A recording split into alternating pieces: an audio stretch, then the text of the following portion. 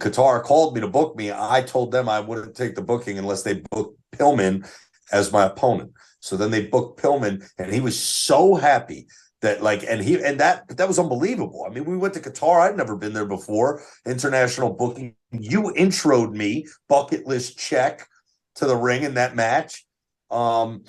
And the match I had before that with Pillman was the first match I'd ever had outside of WWE at the Mid-Hudson Civic Center. And it was because when I met Pillman, he came up to me and I didn't even know he was Pillman. I just saw the hair and I was like, oh, this kid looks awesome. He's over with me. He's got heat just by the fucking hair he's got. And I mean, heat in the locker room. You know what I mean? Like, this kid's the man. And he walked up to me and he's like, such like glowing, open it. He's like, yo, man, I'm buddies with Stone Cold, you know. My dad was Brian Pillman. And I just thought to myself at that moment, I love you, but everyone's gonna hate you. You're gonna have so much absolutely. fucking hate. Like I was like, bro, like, I love that about you, that you came up to me like that. And I get why other people are gonna look at you and hate you, bro. Because I get it.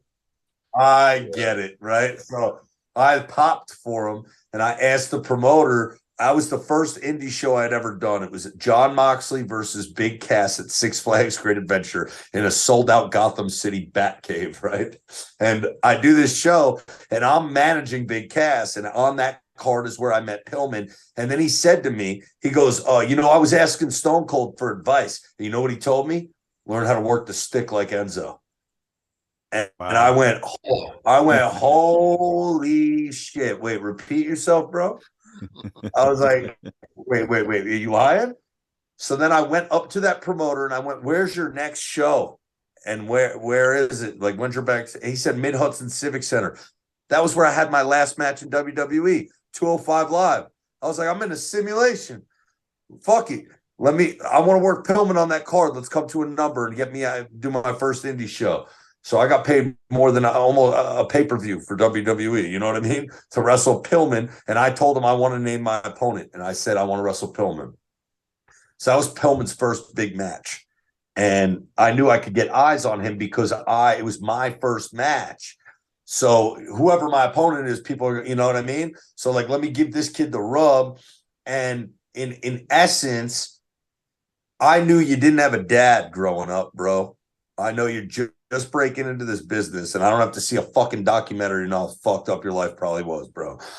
So I wanted to work him, and it meant the world to me to have that match. And he trusted me. He was young, but I called the whole thing to him, right? And I called it in the ring, and we planned out some spots, you know what I'm saying? But I had called it, and I'll never forget in the ring with him, I call a spot, I call tackle, drop down, leapfrog.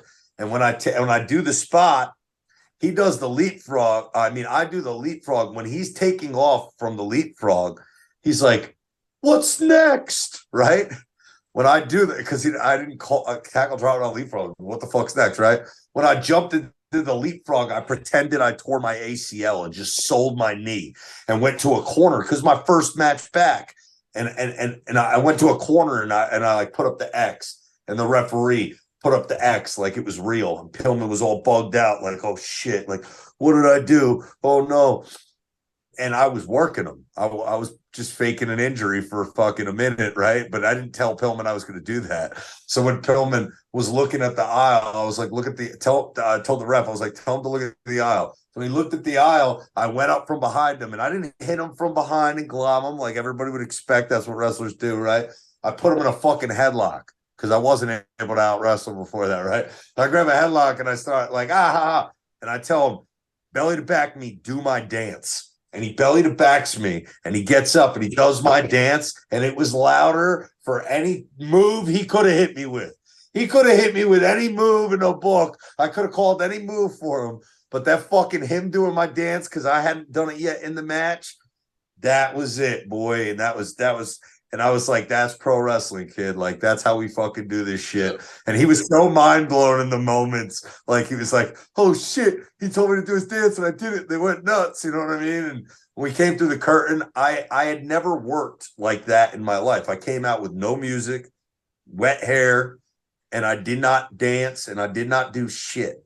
I came out to no music, right? Like, and my jacket said, let the bridges that you burn light the way on the back.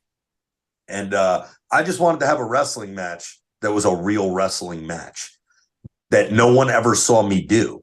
They don't know I can wrestle because I played Enzo Amore, and you can never see me fucking wrestle because that's the character I played, and that's not going to happen in the script that I'm handed, right? And I'm not going to, good luck trying to convince AJ Styles or Seth Rollins to go have a wrestling match with Enzo Amore at that time. You know what I mean? Granted, it's been years since then. And, you know, I would hope that somebody would want to fucking, you know, maybe exchange some wrist locks with me, but still that doesn't happen often. But I wanted to put one of them on film that's out there for the world. And that video has like 300,000 views on my YouTube of my match with Brian Pillman Jr. So it did the trick, and it got more views than anything he ever got on AEW Dark. That's like me. I've got a fucking TNA. I've got a fucking. It's out there somewhere. I think I was wrestling Jay Lethal, and I fucking gave him an arm drag. I did a lock-up arm drag, and fucking. I mean, it's just like the fucking people were just like, they went crazy. Just to see me just sink in deep like Steamboat, hit him with an arm. Because my whole thing is, like we were talking earlier, it's about the kids. It's just like my favorite wrestler living in Detroit was a guy named Moose Chodlak. He was a 6'6" guy, owned a bar, wore a fucking moose head. He had the gimmick on his head, right? Yeah, he wore a moose head down. He was like 6'6". Guy had less fucking moves than I did. I think he had 2. One was take the fucking moose head off.